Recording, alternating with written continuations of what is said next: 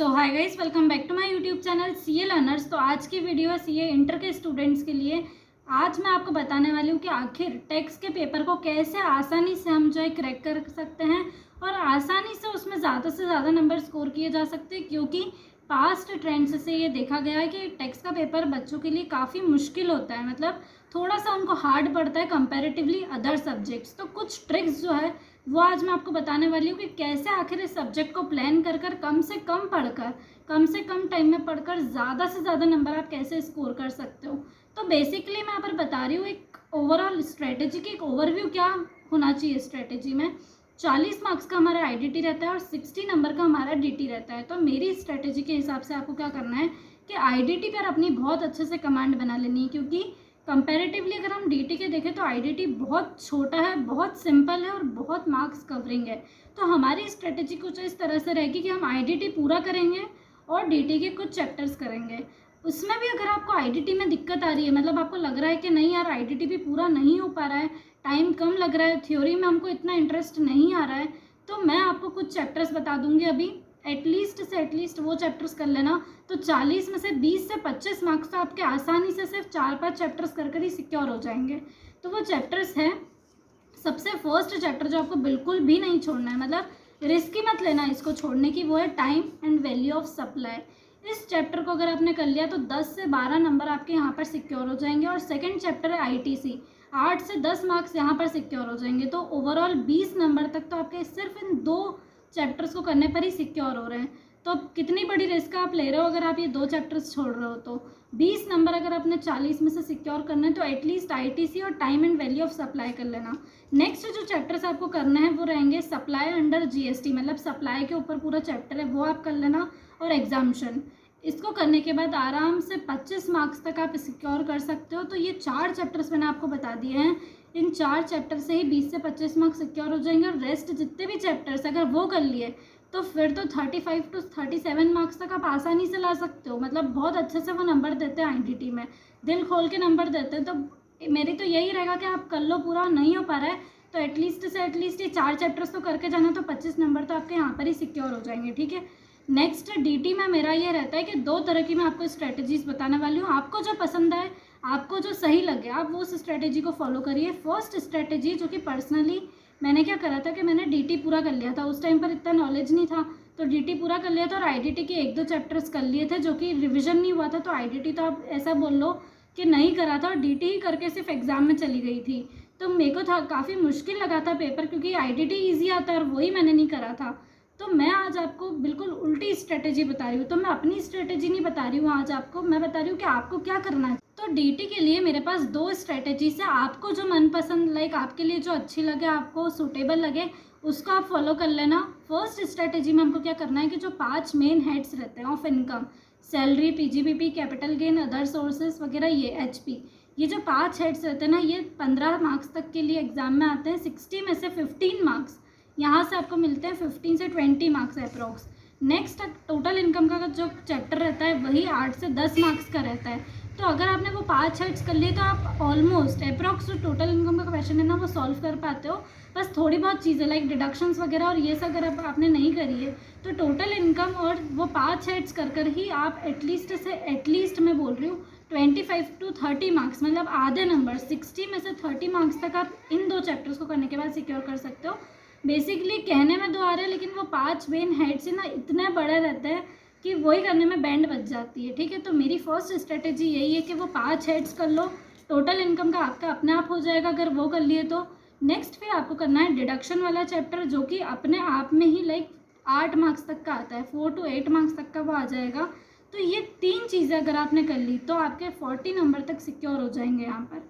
Next मैं आपको second strategy में क्या बोलने वाली हूँ, 5 हेड्स आपसे मान लो नहीं हो रहे हैं, पीजीबीपी आपको बहुत बड़ा लग रहा है, कैपिटल गेन बड़ा लग रहा है, जो भी हो रहा है, तो नेक्स्ट स्ट्रेटेजी ये रहेगी कि अदर सोर्सेज कर लो, एचपी कर लो। ये दोनों तो बहुत छोटे हैं, हो सके तो सैलरी का भी बहुत ज़्यादा पार्ट कर लो, तीनों कर लो अगर हो सके तो सैलरी, एचपी और अदर सोर्सेज, ये तीनों चैप्टर्स कर लो। ठीक है, इसके अलावा फिर आपसे टोटल इनकम का इतना पूरा पोर्शन लाइक आप नहीं कर पाओगे, पूरा जो क्वेश्चन आता है वो आपसे नहीं हो पाएगा।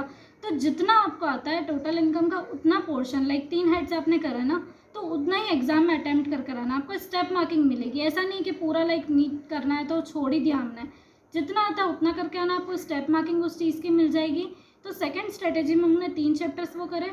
तो इन तीनों चैप्टर्स के अलावा आपको बेसिकली जितने भी लाइक छोटे चैप्टर्स हैं, साइड के चैप्टर्स है, वो कर लेना है। तो यहाँ से आपको वो जो साइड के चैप्टर्स है ना, वो भी 20 से 25 मार्क्स के होते हैं, तो वो कर लोगे और ये वाला 3 हेड्स कर लोगे मेन, ठीक है, तो भी आपके बहुत अच्छे नंबर सिक्योर हो जाएंगे। तो अगर आपको बड़ा बड़ा चैप्टर्स नहीं करने तो छोटे छोटे चैप्टर्स आपको ज़्यादा करने पड़ेंगे, ठीक है, तो वो भी कर आप बहुत अच्छे नंबर सिक्योर कर सकते हो। छोटे चैप्टर्स जैसे थोड़े बहुत मैं एग्जांपल दे देती हूँ, TDS हो गया, TCS हो गया, सेट ऑफ हो गया, carry forward, residential status, agricultural income, तो ये सारे चैप्टर्स बेसिकली ये कर लेना और वो 3 हेड्स कर लेना, तो इक्वल है। जो स्ट्रेटेजी आपको पसंद है आप वो फॉलो कर सकते हो, तो ये कर लोगे और GST कर लोगे तो आराम से बहुत अच्छे नंबर आ जाएंगे, ठीक है। ये हो गई हमारी चैप्टर्स की बात। सेकंड बात आती है कि हमको करना कहाँ से है, क्योंकि यही मेन चीज़ है लाइक।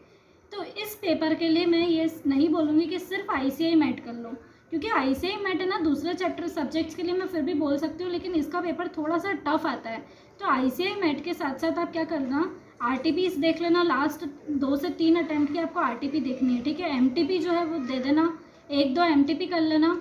नेक्स्ट फिर आप कर सकते हो कि प्रीवियस ईयर के जो क्वेश्चन पेपर्स है, लास्ट 2 से 3 अटैम्प्ट के प्रीवियस ईयर के क्वेश्चन पेपर देख लेना और फिर ICI मैट भी कर लेना, ठीक है। ये सब कर लोगे ना तो डेफिनेटली हो जाएगा, लेकिन सिर्फ ICI मैट कर जाओगे तो थोड़ा सा रिस्की रहेगा, लेकिन फिर भी हो सकता है डेफिनेटली, अगर आपकी कंसेप्चुअल क्लैरिटी बहुत अच्छी है।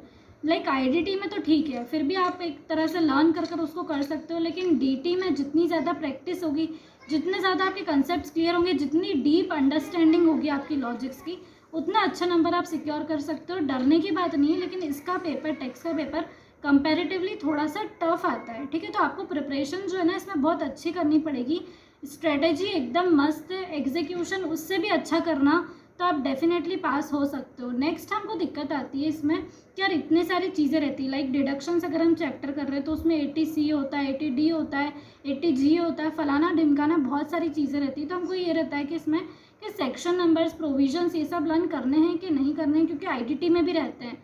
तो मेरा एक मानना है कि अगर हम बात कर रहे हैं DT की प्रोविजंस की, ठीक है, तो ऐसे कुछ चीज़ें जो कि रिपीटेटिवली आ रही है, लाइक 80C, 80D, 80G वाला, अदर सोर्सेस में कुछ गिफ्ट वगैरह का रहता है, तो ये सब जो चीज़ें रहती हैं ना, ये रिपीटेटिवली मतलब ICI पूछता है। तो जो मेन चीज़ें हैं उनके आपको लर्न करने पड़ेंगे और एक अच्छा लाइक बात होगी, अगर आप कर लोगे ना तो आपको एक अच्छा इंप्रेशन पड़ेगा। लेकिन अगर आप IDT की जैसे हम बोल रहे हैं तो उसमें भी कुछ चीज़ें जो रहती है वो इंपॉर्टेंट रहती है, लेकिन सारी आपको याद करने की ज़रूरत नहीं है। हमारे सर ने सब याद करवाया था, लेकिन लास्ट में बोला था कि तुमको जितना लाइक लर्न हो रहा है ना तुम उतना करो, इस सेक्शन नंबर के पीछे लाइक इतना मत ज़्यादा करो कि तुम कोई लाइक चैप्टर तुमको लर्न नहीं हो रहा और तुम सेक्शन नंबर ही करे जा रहे हो। तो सेक्शन नंबर सेकंड प्रायोरिटी पे रहते हैं। सबसे पहले आपके रहते हैं कि आपको अंदर का मटेरियल, कंटेंट वगैरह जो है वो याद है कि नहीं है। अगर वो याद हो गया आपको पूरा तो फिर आप सेक्शन नंबर करो, ठीक है। फर्स्ट प्रायोरिटी पे कभी भी सेक्शन नंबर्स नहीं रहते हैं, उसके बिना भी आप बहुत अच्छा स्कोर कर सकते हो, बिल्कुल भी कंपलसरी ये नहीं रहता है। नेक्स्ट जो दिक्कत रहती है जो हमारे साथ टेक्स्ट के पेपर में होती है वो ये रहती है कि यार मतलब टोटल इनकम के क्वेश्चंस हमारे अटेम्प्ट में बहुत ज़्यादा आ गए थे, तो मैंने पर्टिकुलरली लाइक 5 हेड्स जो है वो करे हुए थे, क्योंकि मैंने DT पर ही अपनी अच्छे से कमांड बनाई थी। पर कुछ बच्चे ऐसे थे जिन्होंने लाइक 5 हेड्स नहीं करे थे, सिर्फ 2 से 3 हेड्स करे थे, तो उन्होंने क्या करा, टोटल इनकम का क्वेश्चन ही अटेम्प्ट नहीं करा था। तो ये उन्होंने बहुत बड़ी गलती करी थी। DT के पेपर में आपको स्टेप मार्किंग मिलती है, तो आपको जितना आ रहा है, अगर आपको कोई हेड नहीं आ रहा है, आपको पता है कि यहाँ से डिडक्शन जो है वो मुझे पता है कि ये डिडक्ट होगी, तो आपको उस क्वेश्चन में जो भी आ रहा है ना वो आप लिख के आओ। उसके इंडिविजुअल मार्किंग रहती है कि ये डिडक्शन आपने लिखा है तो इसके 1 मार्क्स, ये लिखा है तो इसके आधे मार्क्स, तो ऐसे ऐसे आपको मार्क्स जो है वो मिल जाएंगे। तो जितना आपको आता है ना एटलीस्ट उतना पेपर में लिख के आना है। ये नहीं सोचना है कि यार हमने बीच का पोर्शन तो सॉल्व ही नहीं करा है, अब हम डिडक्शंस कैसे लिख दें, एग्जाम्पशंस कैसे लिख दें। आपको जितना भी आ रहा है ना आपको लिख के आना है, क्योंकि उसके आपको नंबर मिलने वाले हैं, ठीक है। नेक्स्ट चीज़ हमको टेक्स्ट में जिसका लाइक कन्फ्यूजन रहता है वो ये रहता है, MCQs में हमको वो रहता है कि यार कहाँ से आएंगे, हो पाएंगे नहीं हो पाएंगे, टफ आएंगे कि ईजी आएंगे। एमसीक्यूज़ के लिए आपको एडिशनल एकदम बहुत ज़्यादा प्रिपरेशन करने की कोई ज़रूरत नहीं है। आईसीआई के मैट के जो पीछे के एमसीक्यूज़ है आप वो कर सकते हो। आरटीपीस एमटीपीस वगैरह जो आप देखोगे उसमें भी आप एमसीक्यूज़ देखोगे ही सही। फिर मेरा मानना ये है कि अगर आपके कंसेप्ट क्लियर है, अगर आपको अंडरस्टैंडिंग है चीज़ों की, तो आपसे एमसीक्यूज़ आसानी से जो है वो बन जाएंगे। बहुत ज़्यादा डिफिकल्ट लेवल पर एमसीक्यूज़ नहीं आते हैं। आपको लगेंगे कि ठीक है देखा हुआ है, लेकिन अगर आपकी डीप अंडरस्टैंडिंग नहीं होगी ना तो आप उलझ जाओगे। तो जो भी चीज़ पढ़ रहे हो ना वो अच्छे से पढ़ना, तो एमसीक्यूज़ वगैरह जितनी भी चीज़ें वो सब क्रैक हो जाएगी। डीटी की जितनी हो सके ना उतनी रिटर्न प्रैक्टिस करो, अपने आप स्पीड बढ़ेगी और अपने आप उस पेपर पर कॉन्फिडेंस भी आएगा। ठीक है, तो कभी भी अगर इस तरीके से कराना तो कभी भी पेपर नहीं छूटेगा, पूरा पेपर आप अच्छे से सॉल्व कर कर आओगे। नेक्स्ट और लास्ट टिप जो मैं आपको देना चाहूँगी वो ये रहेगी कि जितना भी आता हो ना उतना सबसे पहले पेपर में लिख देना, और जो चीज़ें नहीं भी आती हो उनको मत छोड़ना, उनको भी लास्ट में कुछ ना कुछ मन से थोड़ा बहुत भी अगर आइडिया हो ना, और नहीं भी हो आइडिया तो कुछ ना कुछ एटलीस्ट लिख के आना, क्योंकि हो सकता है और होता ही है। डेफिनेटली मैंने भी बहुत ज़्यादा जो है मन से लिखा था, क्योंकि मेरे को बहुत सारा पोर्शन नहीं आता था। ठीक है, तो लिख कर आना, आपको डेफिनेटली कुछ ना कुछ नंबर मिलेंगे। अगर 2-4 नंबर भी मिल गए ना तो वो भी काम आएंगे, क्योंकि फिर 1-2 नंबर से जब हम अटकते हैं ना तब उसकी इंपॉर्टेंस पता चलती है। तो भले कितना भी करो लेकिन पेपर पूरा लिख कर आना है। ठीक है, तो ये कुछ टिप्स थी, ट्रिक्स थी जो मैंने आपको बताई है। अगर आपको पसंद आई हो तो वीडियो को लाइक करना ना भूलें, चैनल को सब्सक्राइब करना ना भूलें, और अगर कुछ भी प्रकार का आपको डाउट आ रहा ना तो डेफिनेटली आप मुझसे कमेंट सेक्शन में पूछ सकते हो। और प्लीज़ मुझे सजेस्ट करो कि नेक्स्ट कौन से सब्जेक्ट पर मुझे वीडियो बनानी चाहिए, आपको कौन से सब्जेक्ट के लिए दिक्कत आ रही है, तो नेक्स्ट जो है मैं उस पर वीडियो बना दूँगी। So thanks for watching.